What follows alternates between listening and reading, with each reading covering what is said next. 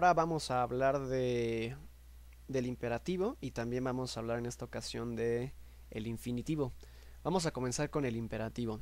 A lo que hace referencia el imperativo es a las órdenes, ¿no? Por ejemplo, ve, mira, ten, agarra, escucha, mm, escribe, lee. Todo ese tipo de oraciones, aunque son solamente una palabra, el verbo está en una forma que se llama en su forma imperativa. Entonces las órdenes u oraciones imperativas no quedan con todas las personas, por eso aquí tuve que poner una NA de que no aplica, porque tú no puedes dar órdenes a ti mismo, pero le puedes dar órdenes a la segunda persona del plural, o sea, en el caso, por ejemplo, del verbo hacer, entonces para la segunda persona sería haz. No le puedo dar órdenes a él, porque cuando le diera la orden, él se convertiría en tú. Entonces por eso se dice que las órdenes nada más se aplican con la segunda persona del singular y con la segunda persona del plural también, haz o hagan. Y luego existe un caso aquí extraño y por eso lo puse con amarillo, de que nos podemos dar una especie como de órdenes a nosotros mismos. Y yo le llamé a esta situación antes de conocer esta cuestión el propositivo, ¿no? Entonces, si se dan cuenta, aquí hay una palabra que dice let's o let apóstrofe s.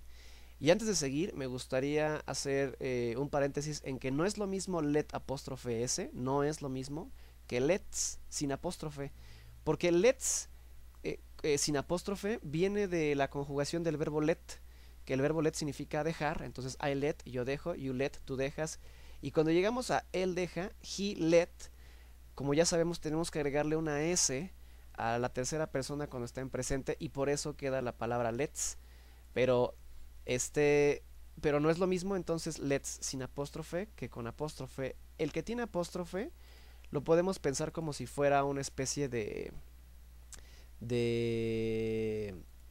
Vamos a regresar un poco. Aquí. El que tiene apóstrofe lo podemos pensar como una especie de auxiliar que va a hacer que el verbo que esté inmediatamente después, que en este caso es do, esté en esta onda como de que está proponiéndonos algo. Por ejemplo, let's do sería hagamos. Let's be sería seamos. Let's have, tengamos, porque el verbo have es tener. Un verbo, por ejemplo, escuchar sería listen to, ¿no? Y entonces escuchemos sería let's listen to. O despertemos, let's wake up. Vayamos, let's go. Sentémonos, let's sit down. Bebamos, let's drink. Entonces ya se podrán dar cuenta cómo funciona este let apóstrofe s como un auxiliar. Por eso puse que no aplican los demás. Entonces las órdenes, para resumir, nada más aplican para la segunda persona del singular, para la primera persona del plural y para la segunda persona del plural, ¿no? Entonces tenemos que va a quedar as, hagamos y hagan ustedes. Y en el caso del inglés, pues nada más es necesario poner el verbo en lo que le llaman su simple form.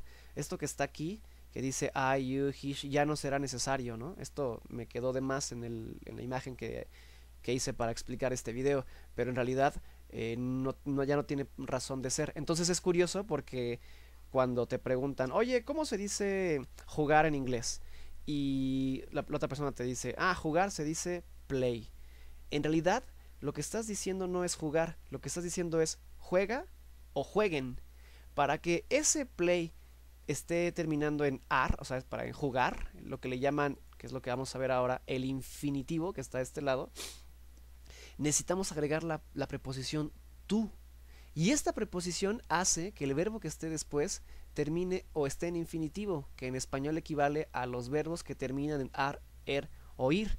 O como hace poco una niña como de 10 años me dijo, o sea que termine en R. Y me dio risa porque efectivamente, ¿no? O sea, con que termine en R el verbo, correr, jugar, soñar, dormir, reír, cabalgar, escuchar, todos esos están en infinitivo. Y para que podamos ponerlos en infinitivo en inglés, va a ser necesario agregar la partícula tú. Entonces, por ejemplo, si quieres decir necesito ir, necesitar se dice to need. Es más, vamos a abrir un archivo de Word para ejemplificar mejor esto. Pero este no. A ver, este de aquí. Por ejemplo, vamos a subirle mucho la puntos. Bueno, esta cosa.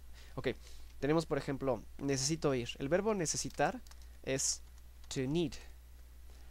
y el verbo ir es to go. Entonces necesito sería I, quitamos el to, ya ponemos el verbo I need. Pero como ir termina en R o en ir, en su forma infinitiva, pues tenemos que ponerle I need to go. Porque si le quitamos este go, lo que nos quedaría como resultado sería necesito, y luego aquí este estaría en su forma imperativa, necesito ve, o necesito vayan.